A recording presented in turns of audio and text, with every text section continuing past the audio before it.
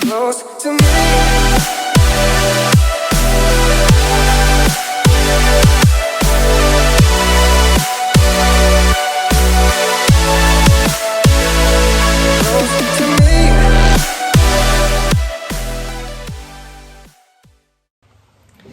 Hello, welcome to a technique video on do's and don'ts.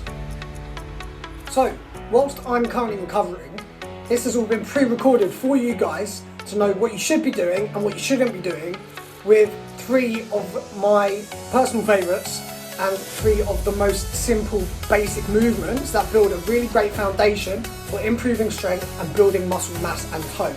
So we're going to start off with the squat. The squat is probably my favourite exercise, full stop. So when you're setting up for the squat, there's a few things that you want to think about. Firstly is your core and your torso positioning. So we want our chest to be lifted and we want our shoulder blades to be pulled back, pulled together, retracting, so that we've got a nice strong torso supporting our spine, especially if we're doing back squats where we are loading our torso.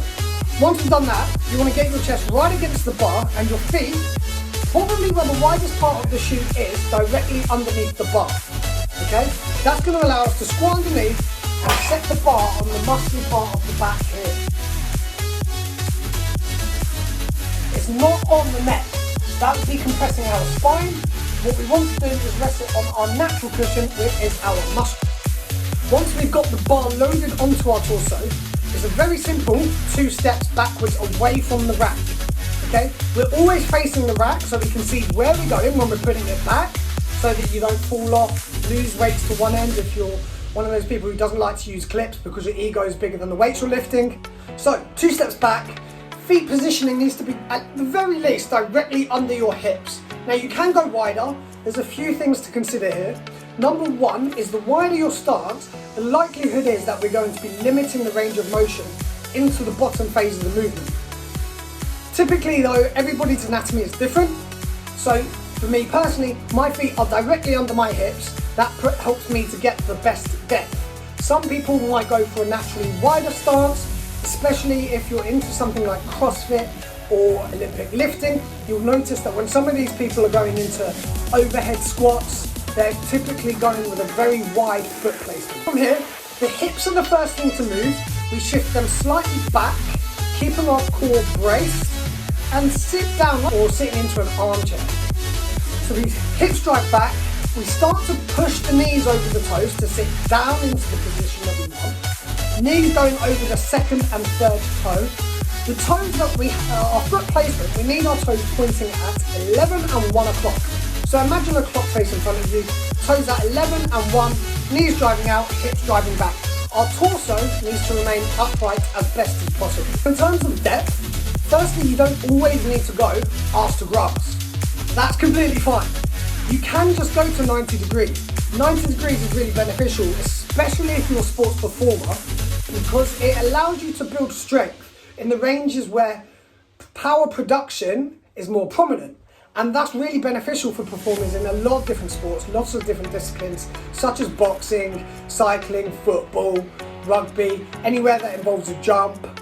It's really beneficial to have that strength at that joint angle as opposed to hips right down, sitting onto our ankles, and the muscle grip, muscle mechanics slightly alter from that position. Now some people will struggle with depth for a number of reasons. Firstly could be tight hip flexors, in which the front of the hips isn't really tight, pulling the torso forwards. So we need to make sure that we're stretching our quadriceps and our hips through some of the mobility exercises that I've done in some of my other videos.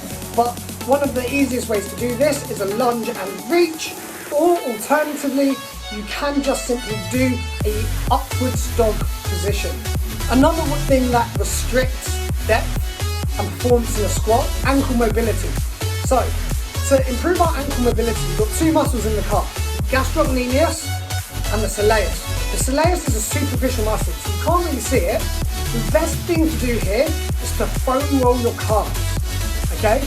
Now, one thing to not do is go crazy fast like Sonic the Hedgehog, because you're not going to get any benefit.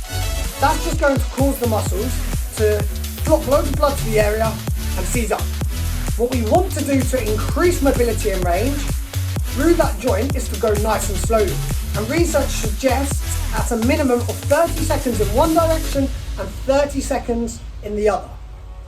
What you can see me do here is there's a few calf foam rolling progressions, either just with one leg, or you can wrap the other leg on top so there's added weight. The third thing that you can do is lift your hips up off the floor, so your entire body weight is pushing through that point of contact. So, bent over row and deadlift have fairly similar mechanics in the position that we're sort of starting in. So with the deadlift and the bent over row, we firstly want our torso parallel to the floor. That's really important. If your chest is too high, especially on the bent over row, it's going to become more of an upright row. We're going to be focusing on our shoulders, and also an upright row is the primary mechanism for shoulder impingement. Not my favourite exercise.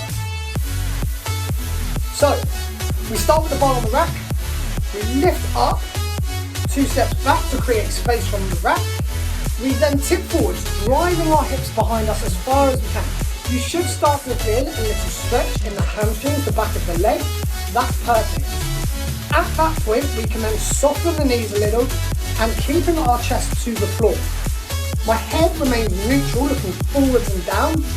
And rather than, here's a don't, going forwards and back, away from the body and then into my chest, because then I don't even know what that is. You want to go from your kneecap into your belly button, okay? And what we're going to be able to do there is get this nice retraction through the shoulder blades. That's going to really fire up all of the muscles in your back and help you gain strength and muscle. And lastly, the deadlift. A little bit more complex than the bent over row because there's a larger range of motion for this movement. So, what we want to do is start with the bar on the floor. Now, typically you want it about mid-shin, okay? So it's already elevated and we can get our shins right close to the bar. Now, when you're setting yourself up from a standing position, you don't have to get your shins against the bar. Just, again, similar to the squat, the widest part of the shoe underneath the bar. What that's going to allow us to do is when we go down into our set position, the shins bend forwards and that's when they'll make contact with the bar. From here, you can see a few things that I'm doing. Number one is thoracic extension, so lift my chest. My aim is the collarbone reaching to the ceiling, okay? I want my collarbone to be nice and high and the crown of my head driving towards the sky. Number two is an anterior pelvic tilt. So I'm dropping my hips, the front hip bone goes towards the floor, sticking my arse out like I'm about to start twerking. I can't believe I just put that in the video. So you can see how you can train thoracic extension with a foam roller. So setting yourself up with the foam roller underneath your shoulder blades. It doesn't want to be on your shoulder blades, just underneath. That's where the thoracic spine sits. And then we have this anterior pelvic tilt again and drive our hips down into the floor to create that back arch. And then the arms go overhead to create a stretch through the front of our body, opening up our chest and driving it high to the ceiling. That little exercise there with the foam roller is actually also really beneficial for bench press. Getting a nice strong set position because your base of support changes from being your feet to your hips and shoulders, which are in contact with the bench. What you don't want to be doing is having a curved spine and dropping the bar away from the body to the floor. What this allows us to do is engage all of our back musculature, so we're staying nice and strong, spine is supported, and there's tension through all of those muscles. Typically the deadlift is a hip and leg movement, so if you're incorporating it into your back day, those two set points are really important. Now from here, we drive our hips away, keeping our knees stiff, again sticking your ass back, all the way. Once we start to get that little stretch in the hamstrings and the palm of our hands are roughly around the knees, we can bend the knees to drop our level. That's going to allow us to keep our shoulders over the bar, our torso staying slightly forward but elevated enough that we can drive the bar up and back into our body. Now, whilst remaining flat-footed, feet at least under the hips. Again, similar principle to the squats, they can be wider, they can be shorter. From there, we drive up through the quadriceps. What you want to focus on is digging your feet into the floor, And then as you clear the knees, sitting back into the deadlift. What that allows you to do is the weight is going to counterbalance your centre of mass, so you're not going to stack it backwards unless you've gone too light. But by sitting back, we can drive our hips forward, squeeze our glutes, get really good hip and leg contraction at the top of the movement, and it also shortens the range slightly so that we can lift heavier for more reps. And that's going to help you increase the number of calories, build stamina, and build muscle. So you can start to see how a lot of the mechanics from these different moves start to tie in, and we're working from our squat and bent over row to really benefit the technique, the mechanics of our deadlift for the best performance. So training your squat and your bent over row are going to help your deadlift, but also it works in reverse, because with the deadlift the back musculature remains under tension throughout the entire movement in a very different manner than retracting and relaxing our shoulder blades and back musculature.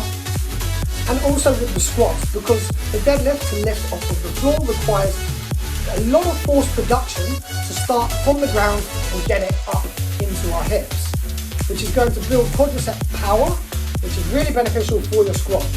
Especially again, if you're into jumping sports or anything like that, anything that requires explosive power, then the quadriceps and training certain joint angles is going to be much more beneficial than focusing on full range and getting your ass to grass. Close to me.